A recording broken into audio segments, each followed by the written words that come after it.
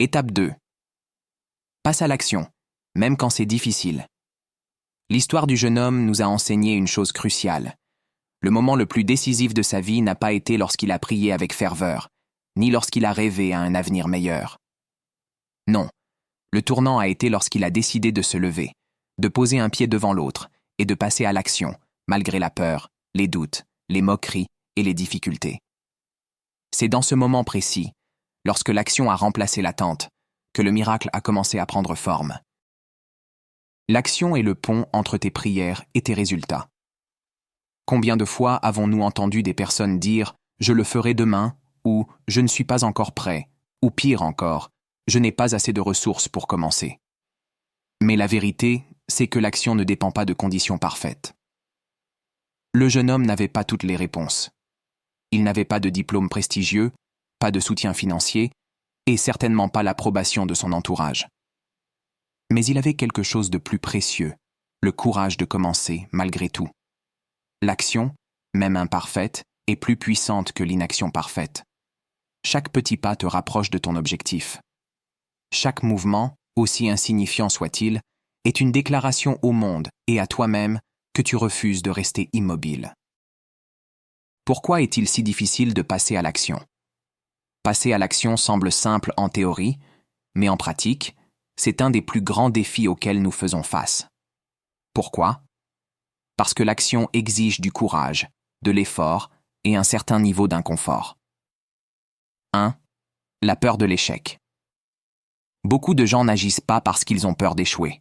Ils se disent « Et si ça ne marche pas ? Et si je me ridiculise ?»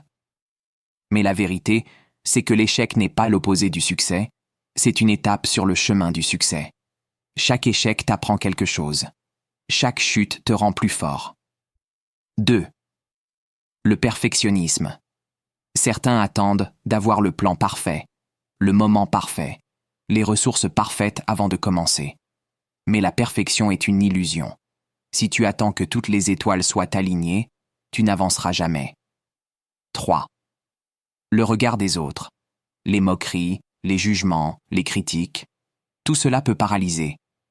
Mais souviens-toi, les gens qui réussissent ne se préoccupent pas de plaire à tout le monde. Ils avancent, malgré les commentaires, malgré les rires. 4. Le manque de motivation. Il y aura des jours où tu ne voudras pas te lever. Des jours où l'envie de tout abandonner sera plus forte que le désir d'avancer. Mais c'est précisément dans ces moments que tu dois agir. Car l'action précède souvent la motivation et non l'inverse. L'histoire des grands bâtisseurs. Tous les grands bâtisseurs, leaders et visionnaires de ce monde ont un point commun.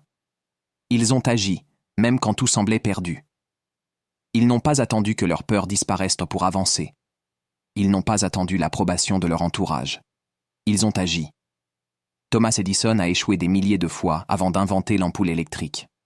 Imagine s'il avait abandonné au premier échec. Nelson Mandela a passé 27 ans en prison, mais il n'a jamais cessé de croire en son objectif. Oprah Winfrey a été renvoyée de son premier poste à la télévision parce qu'on lui disait qu'elle n'était pas faite pour ça. Pourtant, elle a continué. Ces personnes n'avaient pas de super-pouvoir. Elles avaient simplement la détermination d'agir, même quand c'était difficile. Et toi, qu'attends-tu pour poser la première pierre de ton édifice ? L'action transforme les rêves en réalité. Un rêve sans action est comme une graine laissée sur une étagère. Elle a le potentiel de devenir un arbre majestueux, mais sans être plantée, arrosée et exposée au soleil, elle restera une simple graine. Le jeune homme de notre histoire a commencé par une petite action. Il est retourné à l'école. C'était inconfortable. C'était humiliant par moments. Mais chaque page qu'il lisait, chaque leçon qu'il apprenait, chaque nouvelle compétence qu'il maîtrisait était une petite victoire. Lorsque tu agis, même par des petites actions, tu crées du mouvement. Et ce mouvement attire de nouvelles opportunités, de nouvelles rencontres et de nouvelles idées. L'univers récompense toujours ceux qui osent agir. Passe à l'action maintenant, même si tu as peur. La peur ne disparaîtra jamais complètement.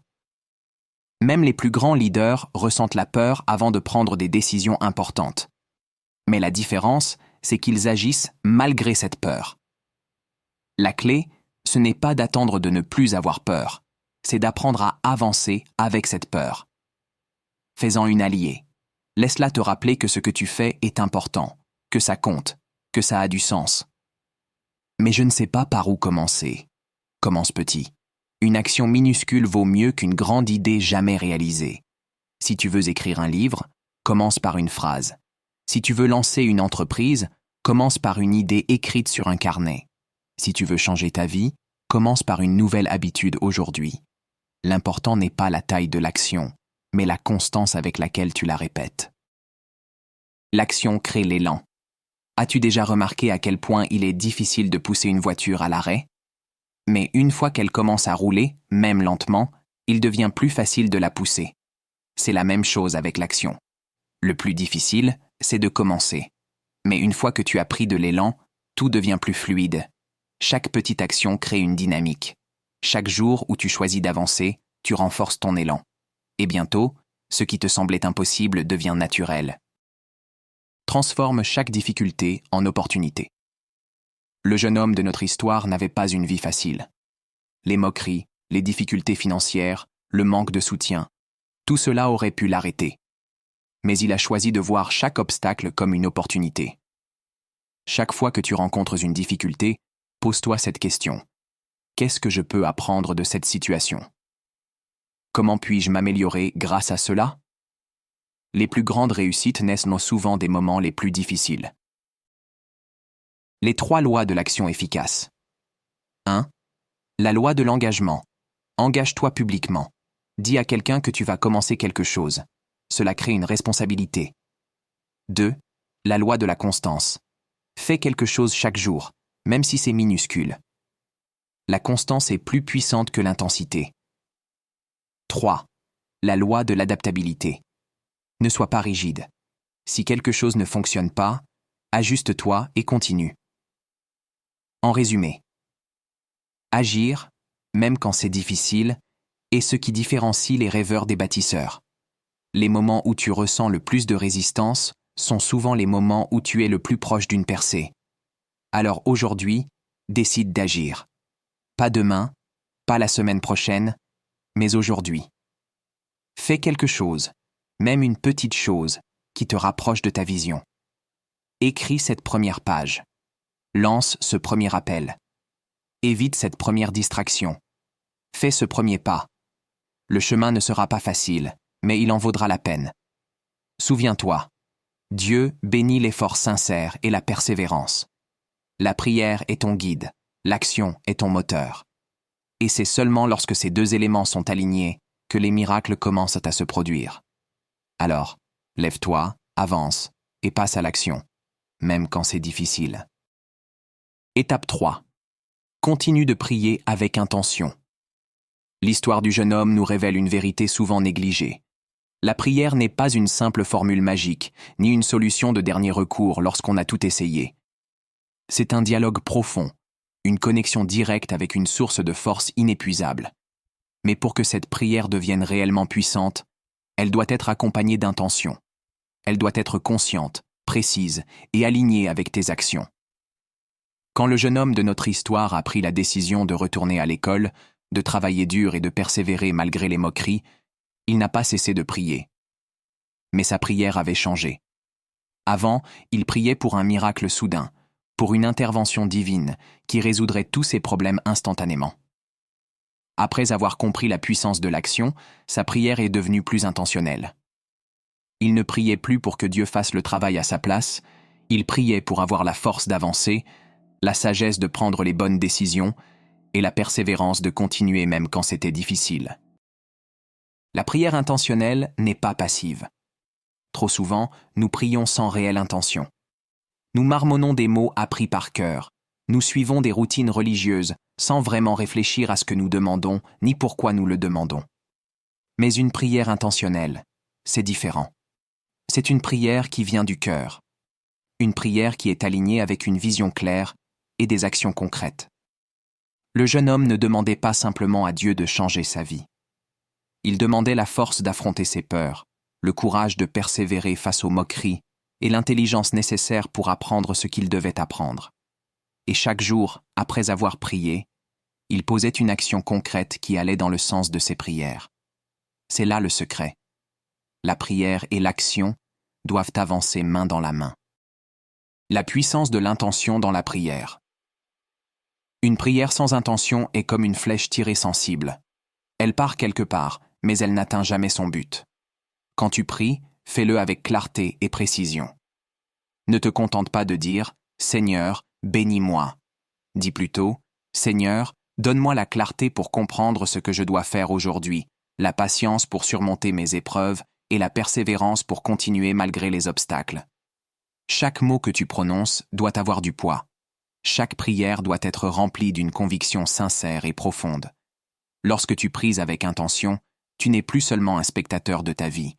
Tu deviens un acteur engagé, guidé par une force supérieure. Prier avec foi, mais aussi avec clarté. La prière intentionnelle exige aussi une foi inébranlable. Lorsque le jeune homme priait, il croyait fermement que ses paroles étaient entendues. Il savait que même s'il ne voyait pas immédiatement les résultats, quelque chose était en train de se passer dans les coulisses. C'est là l'essence même de la foi. Croire avant de voir. Mais la foi seule ne suffit pas. Une prière doit aussi être précise. Si tu veux que ta prière soit efficace, sois clair sur ce que tu veux. Ne sois pas vague. Ne laisse pas tes demandes dans un flou artistique. Dis exactement ce que tu veux, pourquoi tu le veux, et comment cela s'aligne avec tes valeurs et tes objectifs. Exemple concret. Seigneur, aide-moi à trouver la force de me lever chaque matin pour travailler sur mon projet, même quand je me sens fatigué et découragé. Seigneur, donne-moi la clarté pour voir les opportunités qui se présentent à moi aujourd'hui et le courage de les saisir. Ces prières ne sont pas passives. Elles créent un état d'esprit, une énergie qui te pousse à agir. La prière comme source d'énergie. Chaque fois que le jeune homme priait, il rechargeait ses batteries. La prière était son refuge, son moment de paix intérieure, son point de ressourcement.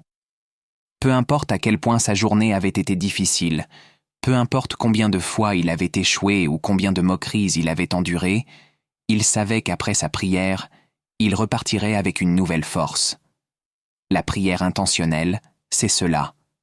Un refuge, mais aussi un tremplin. Un lieu où tu déposes tes fardeaux, où tu trouves de la clarté, où tu réalignes tes pensées et où tu reprends courage. Alors, fais de la prière un rituel sacré dans ta vie. Pas un rituel automatique et vide, mais un moment intentionnel où tu dialogues avec ton Créateur, où tu exprimes tes besoins, où tu réalignes ton cœur avec tes actions. L'intention transforme les obstacles en opportunités. Le chemin du jeune homme n'a pas été linéaire.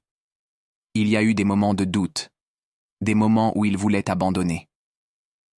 Mais chaque fois qu'il tombait, il retournait à la prière. Il ne priait pas pour que ses problèmes disparaissent comme par magie, mais pour trouver la force de les surmonter. Il avait compris que les obstacles ne sont pas des murs infranchissables, mais des tests de persévérance. Avec chaque prière intentionnelle, il transformait un obstacle en opportunité, une faiblesse en force, une défaite en leçon. Ta prière doit précéder ton action.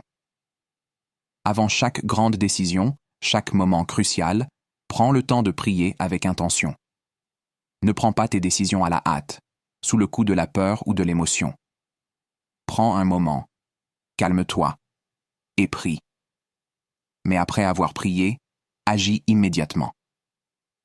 Ne laisse pas le doute s'installer. Ne laisse pas la procrastination étouffer l'élan créé par ta prière. Passe à l'action avec foi, confiance et détermination. La constance dans la prière. La prière intentionnelle n'est pas un acte isolé, c'est une habitude. Tu ne peux pas prier une fois et t'attendre à ce que tout change instantanément. Tu dois prier régulièrement, quotidiennement, avec une foi renouvelée à chaque fois. Même lorsque les résultats ne sont pas visibles. Même lorsque les réponses semblent tarder. Même lorsque tout semble aller de travers. Continue de prier avec intention. Un partenariat divin. La prière n'est pas une demande soumise à une entité lointaine. C'est un partenariat. Un partenariat entre toi et une force supérieure. Tu fais ta part. Tu pries. Tu agis. Tu persévères. Et Dieu fait la sienne. Il ouvre des portes. Il te donne des opportunités. Il te guide. Mais ce partenariat nécessite une communication constante, une prière régulière, une intention claire. En résumé, prie avec intention, agis avec détermination. La prière n'est pas une échappatoire. Elle est une arme, une force, une source d'énergie inépuisable. Mais pour qu'elle soit efficace, elle doit être intentionnelle, précise et alignée avec tes actions. Aujourd'hui, prends un moment pour prier avec clarté. Demande à Dieu non pas de faire le travail à ta place, mais de te donner la force, le courage et la clarté nécessaires pour avancer. Car, souviens-toi, la prière ouvre les portes, mais c'est à toi de franchir le seuil. Alors, continue de prier, mais surtout, continue d'agir. Car c'est dans cette alliance parfaite que naissent les plus grands miracles.